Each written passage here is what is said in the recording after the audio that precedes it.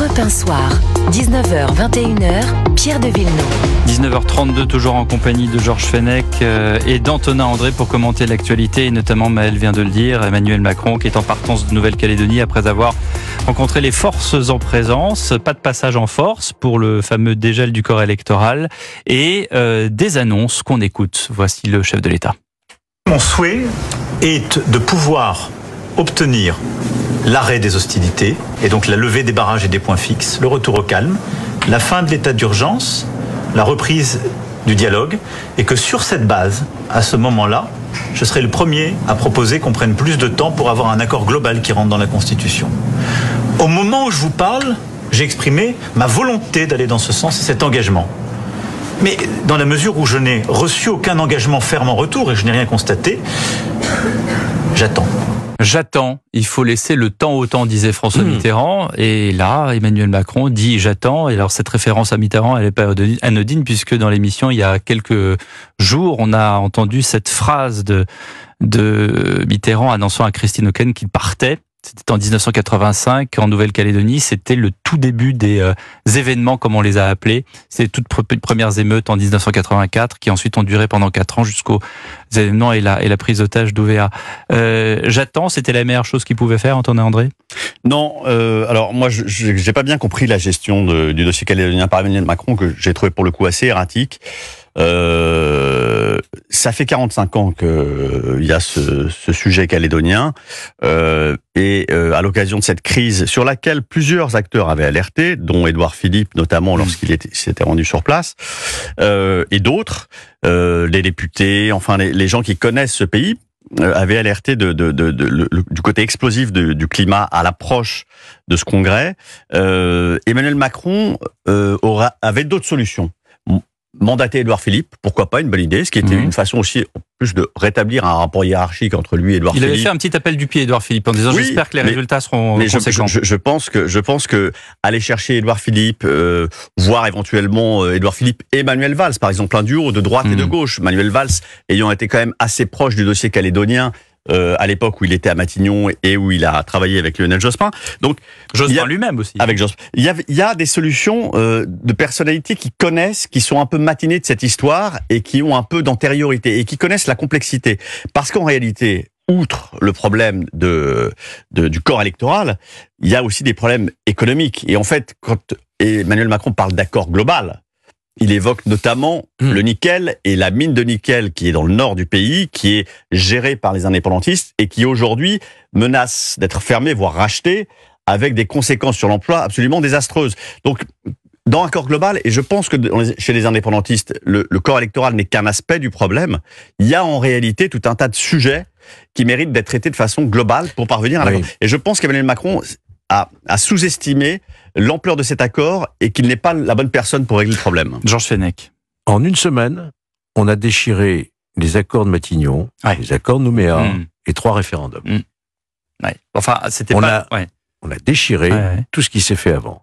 Moi, je suis convaincu, aujourd'hui, qu'il faut oublier le référendum et qu'il n'y aura plus jamais de référendum. Même pas dans 40 ans, comme dit Marine Le Pen. Ça ne sert à rien de faire un 36e référendum. Alors on fait quoi la place ? Pourquoi ? Parce que les dés sont pipés dès le départ. Suivant que vous avez tel ou tel collège électoral, vous savez quelle sera la réponse. Et que, suivant la réponse, vous aurez toujours un camp qui aura perdu sur le nombre et qui n'acceptera pas. C'est vrai. Donc, il faut arrêter avec ces histoires de référendum. Pour moi, je crois que la seule solution possible, me semble-t-il, aujourd'hui, c'est d'effectivement prendre le temps, pas 40 ans, mais prendre le temps de mettre autour de la table les partis représentatifs, les élus de ce territoire, les élus, et d'arriver à un accord pour mettre un terme d'abord à ce que moi j'ose qualifier d'apartheid social, ethnique et économique. On va pas se le cacher. Donc les Caldoches, ce sont des Afrikaners ? Où elle est la classe sociale moyenne chez les Kanaks ? Où sont les médecins, les avocats, les chefs d'entreprise ? Ils n'existent pas, à quelques exceptions près. Donc, tant que vous aurez cette forme d'apartheid, j'emploie le mot, de communautés qui ne vivent pas ensemble et qui n'ont pas les mêmes rites, les mêmes façons de vivre, le même niveau de vie, le même accès au progrès, vous ne pouvez arriver à rien. Donc ce qu'il faut, c'est prendre le temps de voir comment, et d'ailleurs le président de la République l'a dit d'un certain côté, c'est le problème de l'économie, l'accès au travail.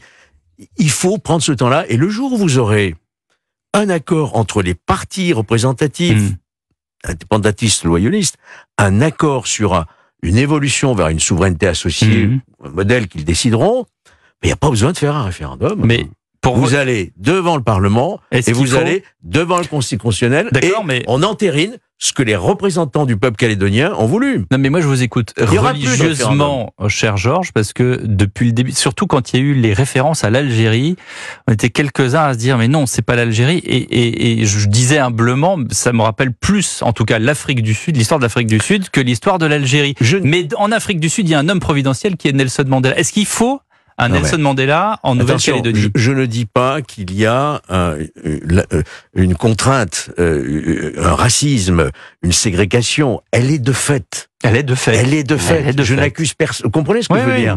Non, mais parce qu'on entend des Afrikaners, ça, c'est pas ça mon propos. Attention, vous savez pas. Je dis qu'on a dit racisme anti-blanc, mais il y a aussi du racisme. Je parle même pas de racisme. C'est pas vrai, ils s'entendent. Ils s'entendent, mais vous avez vu la spontanéité et la soudaineté. Les témoignages qu'on a eus en début de semaine dernière, c'était ces gens qui nous attaquent, on prenait le café avec eux la veille. Ben oui, mais parce qu'ils se sont sentis attaqués. Ils se sont sentis attaqués, on leur a imposé. Et d'ailleurs, j'entends maintenant le président de la République, avec retard, je le regrette, dire on passera pas en force. Mais qu'est-ce qu'il a voulu faire il y a un mois? Sinon, passer en force, on savait bien. Mais on savait bien qu'il y avait un risque.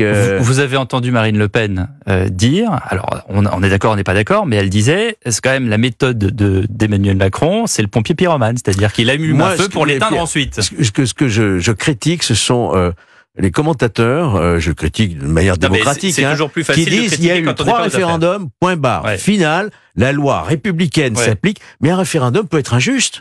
Une loi peut être injuste. On peut se tromper. Elle peut se tromper. On peut se tromper et la minorité peut avoir raison. Surtout que c'était un paquet. C'était 3 référendums. Donc de toute façon, il faut oublier cette histoire de référendum. Antonin André. Oui, puis le fond du problème n'est pas tant un problème effectivement de répartition des pouvoirs et de poids des électeurs. C'est l'assignation à la misère et à une forme de non-accès effectivement au développement économique, à l'éducation, à la capacité même à pouvoir quitter, ne serait-ce que quitter la Nouvelle-Calédonie et se projeter et faire sa vie ailleurs. C'est-à-dire que il y a une assignation à la misère qui est difficilement supportable pour cette population.